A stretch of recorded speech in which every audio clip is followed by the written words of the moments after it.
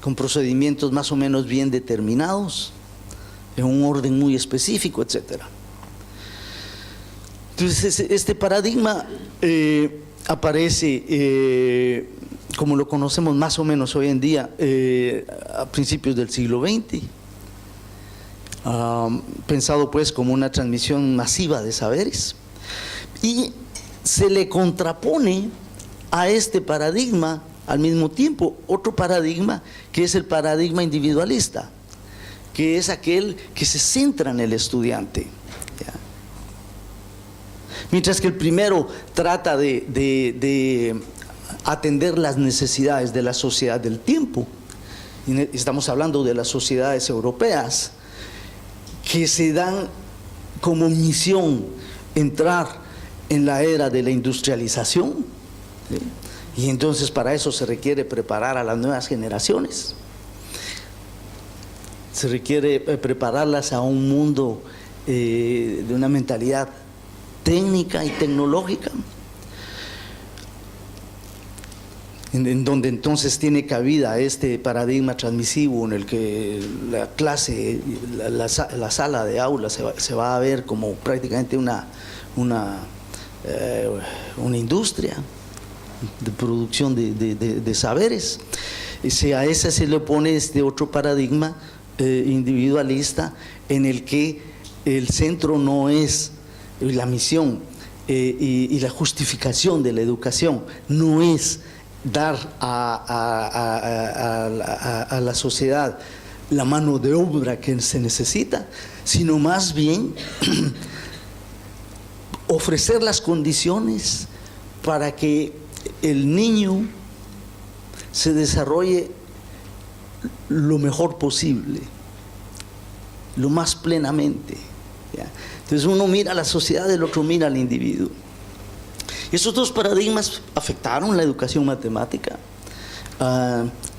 Esos dos paradigmas afectaron a la educación matemática y se ve muy bien en las discusiones que se dan en nuestro campo a los finales de los años 60 y principios de los años 70, como el niño que no haya sido parte del discurso oficial, digamos, de la enseñanza de la matemática, discurso que estaba más bien centrado en la organización de los contenidos y en problemas curriculares, gira y empieza a pensar un currículum centrado en el niño. Entonces eso pasa, y el libro de Hans Freudenthal es un ejemplo extraordinario en ese sentido, un ejemplo histórico extraordinario. Entonces, esos son los dos grandes paradigmas que van a venir a dar los cimientos para que emerjan las primeras teorías en la educación matemática. El constructivismo parte exactamente del paradigma individualista, ¿no? En donde se va a considerar que es el niño el que va a construir su propio saber. No es el profesor el que lo va a construir por él y se lo va a dar, ¿no? No, el saber se vuelve una cuestión subjetiva, ¿no? El saber es un asunto subjetivo. Pero al transcurso del siglo, a finales de los años 70 y principios de los 80, empieza a aparecer también una voz disidente, en la que se empieza a poner en tela de juicio los presupuestos de estos dos grandes paradigmas. Y en particular se empieza a cuestionar el hecho de que el aprendizaje sea simplemente una cuestión personal, individual, subjetiva. Y se empieza a argumentar que la cultura, la historia y la sociedad tienen un gran papel que desempeñar ahí, que no aparece en la pedagogía inspirada por Piaget. Entonces empiezan a aparecer un nuevo paradigma que va a poner sobre la mesa las cuestiones de la sociedad, la historia y la cultura. Este es el paradigma sociocultural. Y les cuento esto porque la teoría de la objetivación se sitúa ahí. Y si no se entiende este contexto histórico, tal vez no no podemos entenderla en toda su intencionalidad. Entonces, ¿cuál es la especificidad de la teoría de la objetivación? Entonces, yo menciono tres acá. Primero, su postura filosófico-dialéctica, ¿no? Eso la va a distinguir por ejemplo, el constructivismo, que el constructivismo viene inspirado de la filosofía de Kant. Y creo que es importante que nosotros distingamos eso, porque en algunos momentos se ha visto a Vygotsky, por ejemplo, como un socio constructivista. Sí, si ustedes lo miran así superficialmente, digamos, bueno, sí. Pero si entramos ya a ver cuáles son los fundamentos filosóficos detrás de estas posturas, nos damos cuenta que no. El constructivismo sale de la filosofía de Kant, mientras que la teoría de la objetivación sale de la filosofía dialéctica de Hegel. Y no se pueden poner juntas. De hecho, Hegel fue uno de los grandes oponentes de Kant. Poner estas dos cosas juntas, poner a Vygotsky con los socioconstructivismos, con los socioconstructivistas, es como poner a Trump con el Papa, pues. ¿Ya? Otra distinción es su propia concepción de las matemáticas, la educación matemática y el aprendizaje.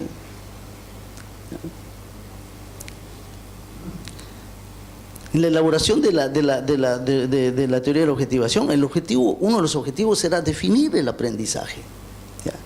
El constructivismo lo define, pero nosotros queríamos definirlo no de una manera individualista, ¿no?, sino como un proceso colectivo. Y eso nos llevó a tener que hacer clara cuál era nuestra posición dentro de la educación matemática, o sea, cómo concebimos la educación matemática. ¿Qué justificación podemos darle a los padres que mandan cada día a sus hijos a la escuela, ¿no? ¿Por qué van a pasar tantas horas en la escuela? ¿Cuál es la justificación? Entonces, tenemos que tener claro cuál es el proyecto educativo en el que se insertan y se enmarcan nuestras acciones pedagógicas. Y luego eso también nos lleva a tener que repensar la naturaleza de las matemáticas. Si la matemática no es un asunto platónico, no es un asunto trascendental, sino cultural, entonces hay que redefinirlas también. Entonces la tarea no es sencilla, ¿no? Hablemos un poquito de cada una de estas tres cosas. Empecemos con las matemáticas.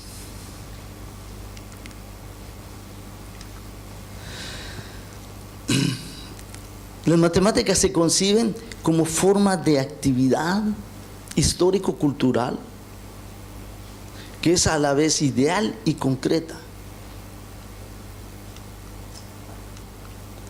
¿Se dan cuenta?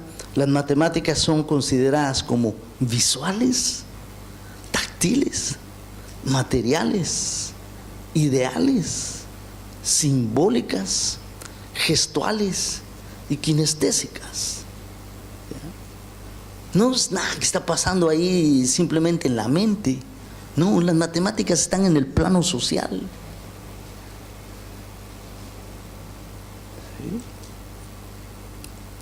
Eso nos lleva entonces a poner atención a la cuestión, por ejemplo, de la corporalidad, a los gestos, al discurso, a la forma en que se usa el discurso, por ejemplo, la prosodia, etcétera, ¿no? Veamos ahora nuestra posición respecto a la educación matemática. Las grandes teorías de la educación matemática han justificado nuestra disciplina de dos maneras. La teoría de situaciones didácticas la justifica como la difusión del saber matemático. Si vamos a responderle al padre que nos entrega en la mañana al niño cuando entra a la escuela, ¿por qué se lo estoy dando? Es decir, porque va a aprender matemáticas, solo le vamos a difundir la matemática. Él va a llegar a ser de aquellos que conocen la matemática. Esa es la justificación. O sea, hay una posición ética detrás. La matemática es buena, ¿sí? Si no, el argumento no tiene sentido, ¿no?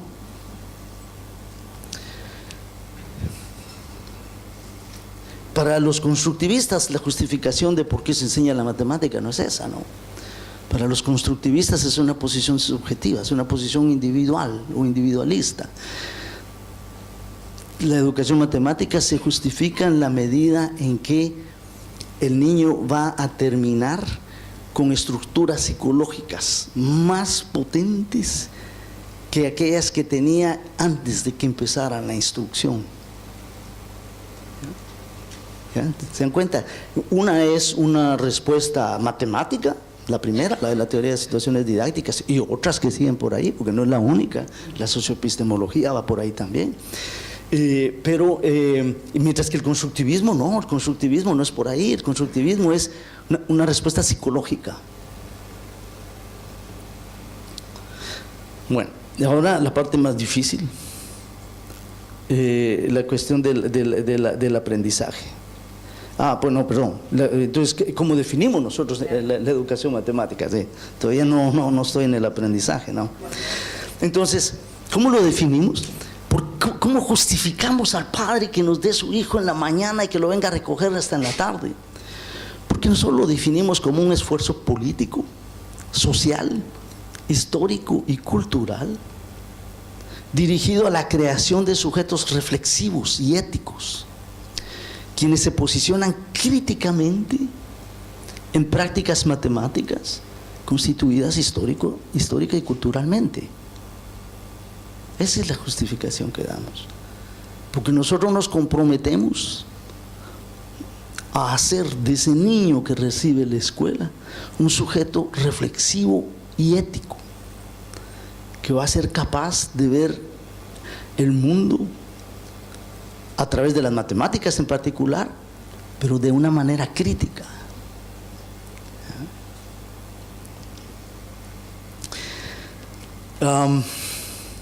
Bueno, entonces ahora podemos regresar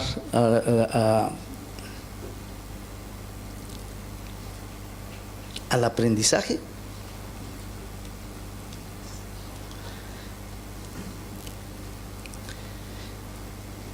Esta definición que vengo a dar de la manera en que nosotros justificamos la enseñanza de la matemática, que está centrada en la producción entonces de subjetividades de cierto tipo, críticas, reflexivas y éticas, hace ver el aprendizaje de otra manera, no solo como algo volcado hacia la disciplina que se enseña, sino como algo también que está volcado al sujeto. ¿Sí? Entonces, el aprendizaje, el foco no está solamente en el contenido matemático, el foco no está solo en el saber, sino también en el ser.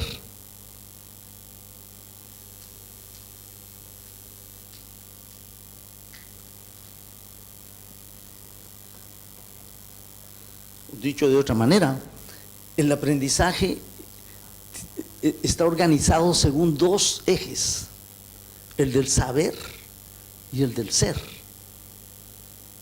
Y vamos a decir que alguien ha aprendido algo si esa persona ha cambiado, si esa persona se ha transformado en otra persona, tanto a nivel de los saberes como del ser.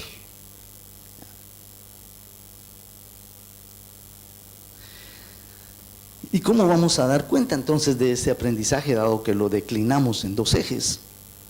Bueno, vamos a estudiar las cuestiones del saber a través de lo que llamamos procesos de objetivación, Los procesos de objetivación van a tener como misión informarnos cómo el niño está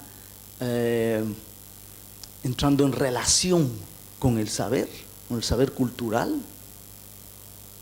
y también necesitamos de otro constructo teórico, que es el de los procesos de subjetivación, el que nos va a decir cómo el niño se está transformando como humano, ¿no?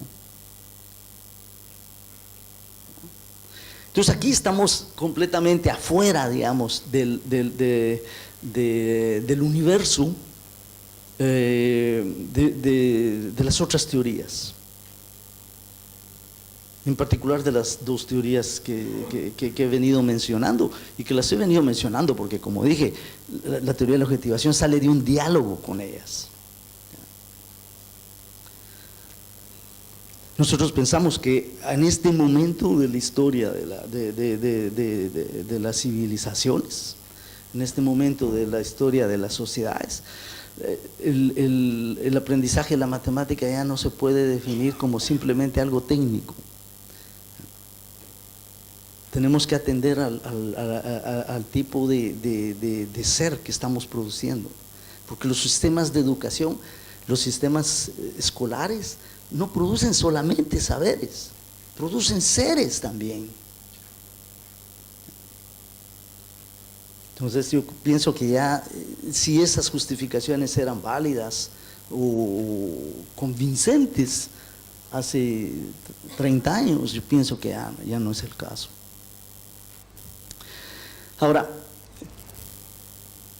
estas cuestiones del saber y del ser, los procesos de objetivación y subjetivación, van a darse en el aula. Eso se van a dar en la escuela, y en particular en el aula de matemáticas. Y se van a dar al interior de la actividad que ocurre en el aula de matemáticas. ¿Ya? Entonces ellos están circunscritos, pues, ambos procesos, a el tipo de actividad que se va a dar en el aula. Si esa actividad es rica, los procesos de objetivación y los procesos de subjetivación van a ser ricos en consecuencia. Si esa actividad es pobre, los procesos de objetivación y de subjetivación, y por consiguiente el aprendizaje, van a ser pobres. Entonces, de aquí tal vez se puede dar ya cuenta que la categoría ontológica fundamental de la teoría de la objetivación es la actividad. Es la actividad, que nosotros vamos a llamar labor, por razones que voy a discutir en este momento. Y es que en realidad el término actividad es muy problemático porque tiene muchos sentidos, ¿no? Y tiene una variedad de sentidos. Por ejemplo, en una de sus acepciones más comunes, actividad es hacer o producir algo. ¿Sí? El problema con esto es que la actividad es vista instrumentalmente nada más, ¿ya? Sí, la actividad es producir algo, pero no es solo eso, es mucho más que eso. Entonces, definirla como producción de algo es insuficiente. También se ha dicho que es la coordinación de acciones del sujeto, es lo que hace Piaget. Eso es poco, es insuficiente también. E incluso si decimos coordinación de acciones de varios sujetos, todavía no da cuenta de la complejidad de la actividad en la que ocurre la enseñanza y el aprendizaje. Aquí, en esta coordinación de acciones de varios sujetos, la actividad aparece como asociación de almas cognitivas, actuando fuera de la práctica social y cortada de la realidad. Esa es la crítica, ¿no?, que hacen los vygotskianos a los piagetianos. Entonces, nosotros nos inspiramos, como digo, de la filosofía de Hegel en particular y las nuevas versiones de esta filosofía, porque esta ha sido trabajada y retrabajada por muchos filósofos después de Hegel, ¿no? Nos parece más apto el concepto de labor. ¿Por qué? Porque para Hegel la labor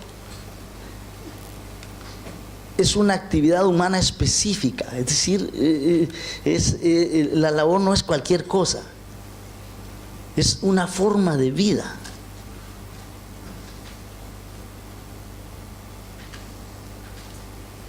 Lo que nosotros hacemos es lo que somos, no lo que decimos que somos. Es lo que hacemos.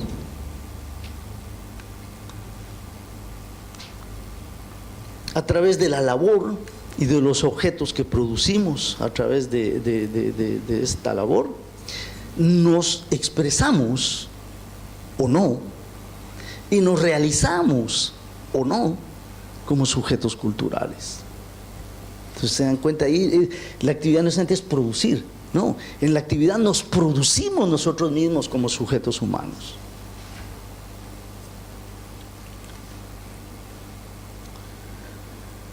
Entonces, claro, esta es una cuestión ya, una concepción muy diferente a la concepción instrumentalista de la actividad. Bueno, volvamos entonces al aprendizaje. Entonces, en el aprendizaje decíamos, tenemos, porque quiero llegar a dar unas definiciones más formales de los procesos de objetivación y subjetivación. Y luego voy a mostrar unos ejemplos de sala de clase en los que se ven los procesos de objetivación y subjetivación en obra. Entonces, lo que decíamos es que el aprendizaje se declina en dos ejes, el ser y saber.